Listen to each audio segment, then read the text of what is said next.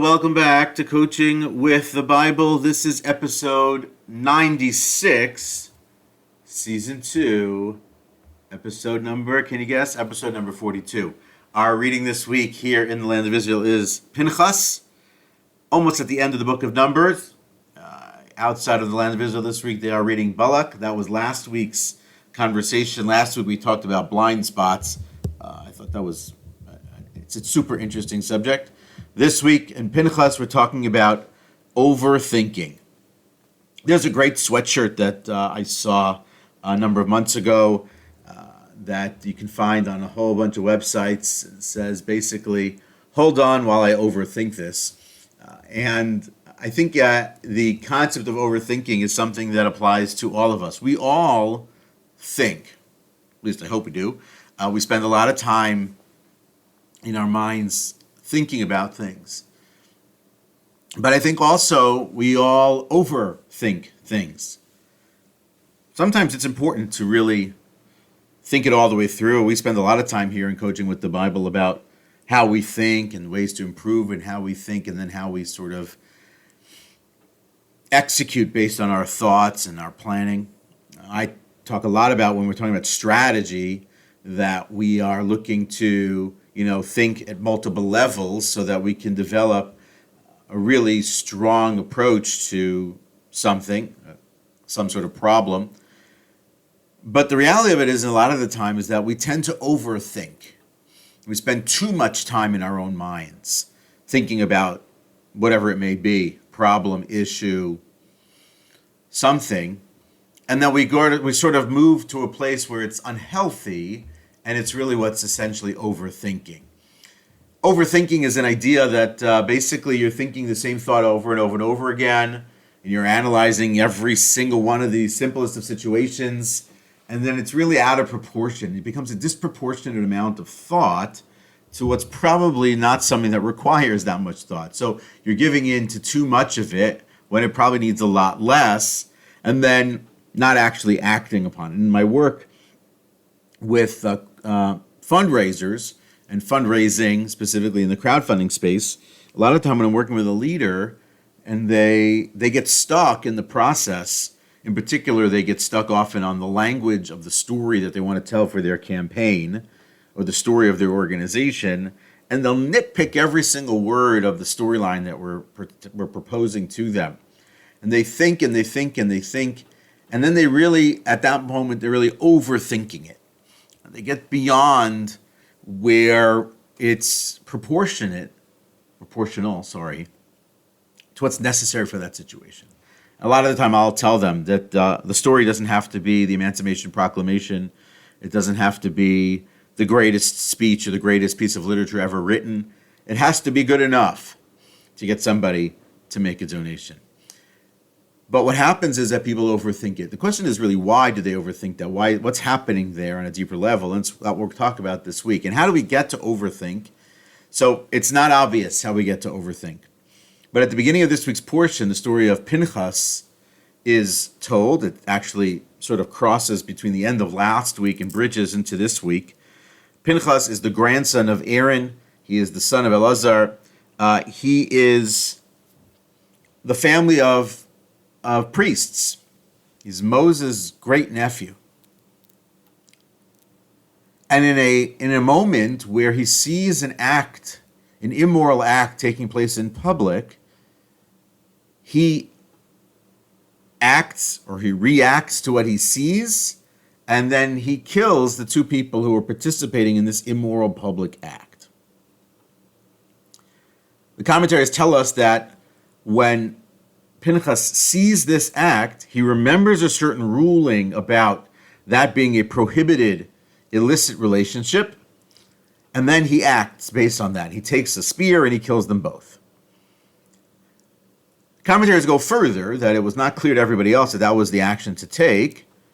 It might be viewed as a rash decision on his part, maybe impetuous.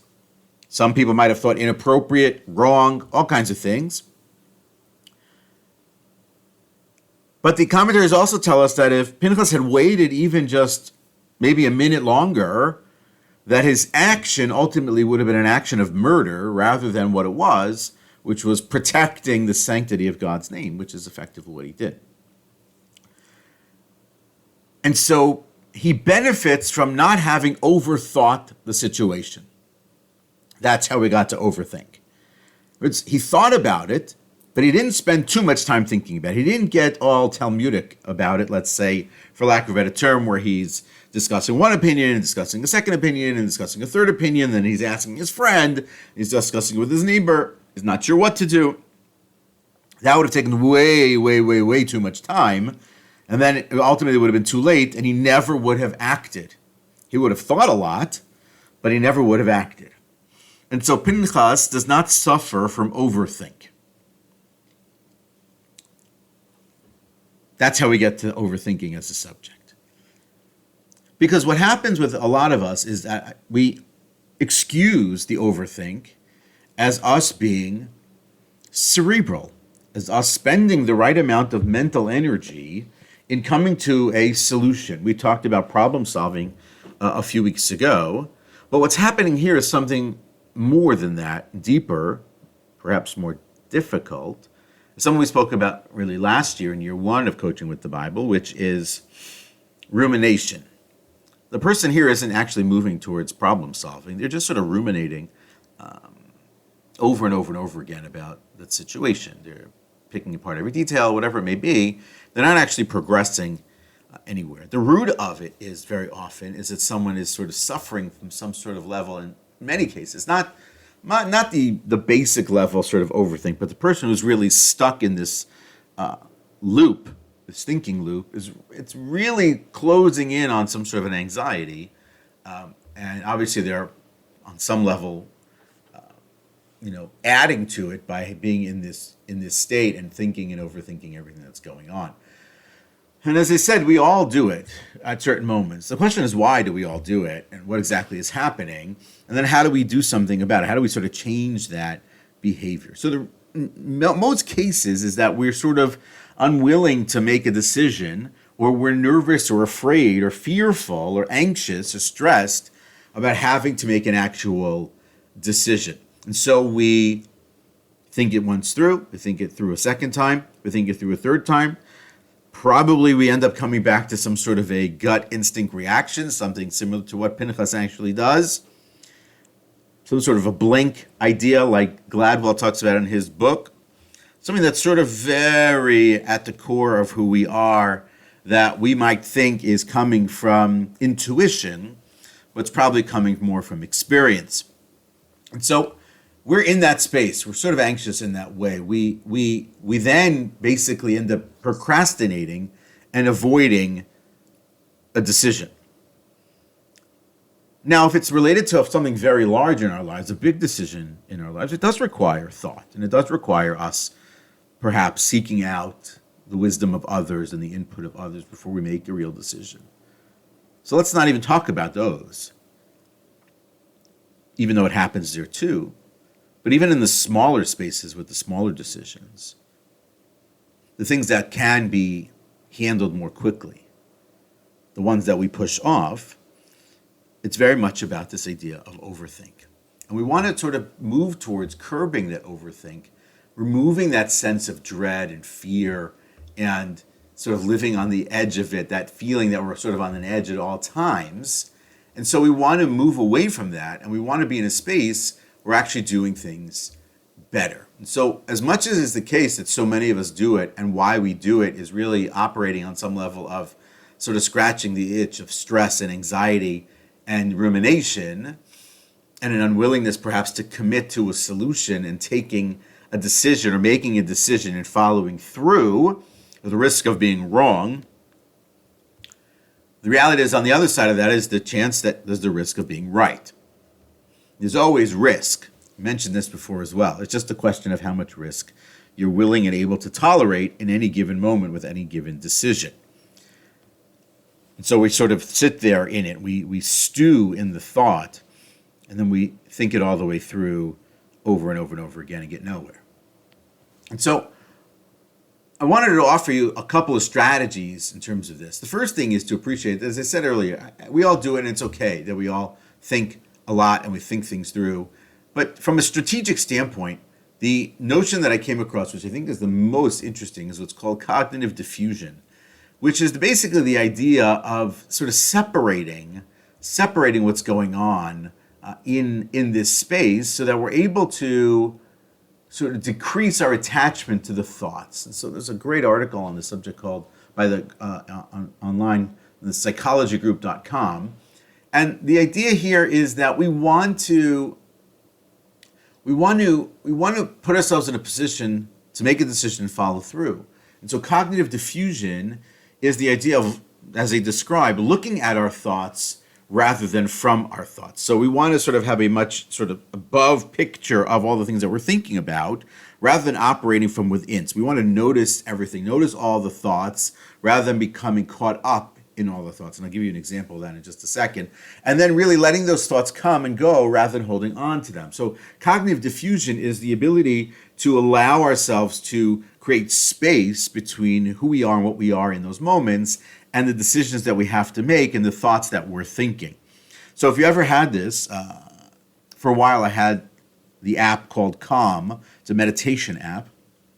And so when you listen to the basic meditation on the app, you'll hear the person tell you that if you're in the middle of a meditation and a thought passes your mind, notice it without judgment and then let it pass. You hear it over and over and over again. The idea of noticing the thoughts, accepting that the thought is coming through you, not holding on to it and letting it pass. And that is effectively some version of cognitive diffusion. The way they describe it in the article, which I think is really interesting, is if you think about it with respect to holding up your hands in front of your face or lowering your hands away from your face. So the more you raise your hands up over your face and over your eyes, is the more that your vision is blurred and you are seeing things through your fingers. That is when you are fusing everything and all of your thoughts are controlling everything that you're doing and you're overthinking.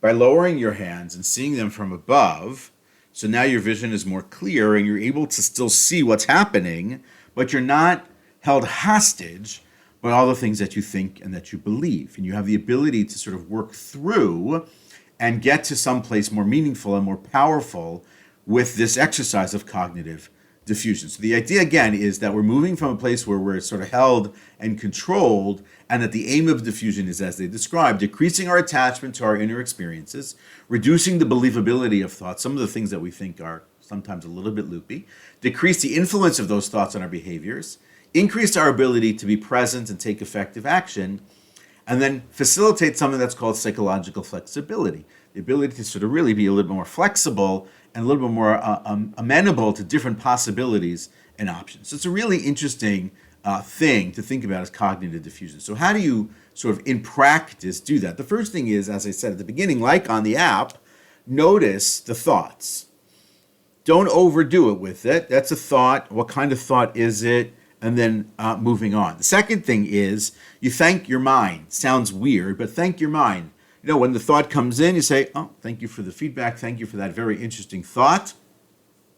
And you sort of put it on the list or you put it to the side and then you keep going. But you're paying attention. It's okay to pay attention to what's going on, but you're noticing rather than judging. It's an exercise also that happens when you're doing brainstorming, is you're putting ideas out there without judgment. So you're noticing them, you're sharing them. We're not judging them, we're just sharing ideas out there. Another interesting thing, which I don't think you necessarily want to do in public as an approach to cognitive diffusion, is repeating the thought in a silly voice. So if it's a ridiculous thought, put it in some sort of ridiculous voice that you know how to do. High-pitched, low-pitched, some sort of, if you can mimic some sort of a cartoon character, whatever it is, and repeat the thought with that voice. And what that does is it reduces the level of impact or believability or sort of staying power of a thought like that. And so it only sort of remains, and it's sort of silly, and so you're not held hostage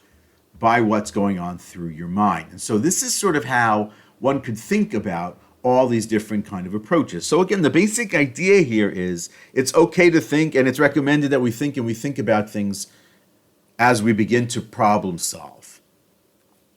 It's not okay when that thinking moves into a space where it's a thinking loop and there's no way out of it, and it moves into a space of overthink that is bordering on that space of rumination, which can be paralyzing and forcing someone into spaces of anxiety and discomfort around who they are, what it is that they're trying to do. And so what we wanted to also appreciate is the idea that as that happens, the reality of it is that in most cases, if we move towards a solution and attempt a solution, the worst case is that we fail with that solution. That solution doesn't work, and then we try a different one, trial and error, rather than getting stuck in not doing anything. The worst thing that we can do in these situations is to not do anything and to allow the overthink to take full control. So really what we're looking here is the idea of appreciating that in the case of the Bible, Pinchas doesn't overthink. Pinchas reacts. We can talk about being impetuous. We can talk about being rash. We can talk about risk. We can talk about making a quick decision in that moment as he does. That's not our focus today. Our focus is the exact opposite, which is probably what everyone else in the nation is sort of doing at that moment, which is not sure what to do, not sure how to handle it, maybe X, maybe Y, maybe Z, and then appreciating that perhaps an approach to handling overthink is the idea of cognitive diffusion. It's moving into a space where we can appreciate, where we can notice the thoughts, where we can move past them, and we can move into a space where we're actually accomplishing something with the work that we're doing. That is Coaching with the Bible for this week. See you next week.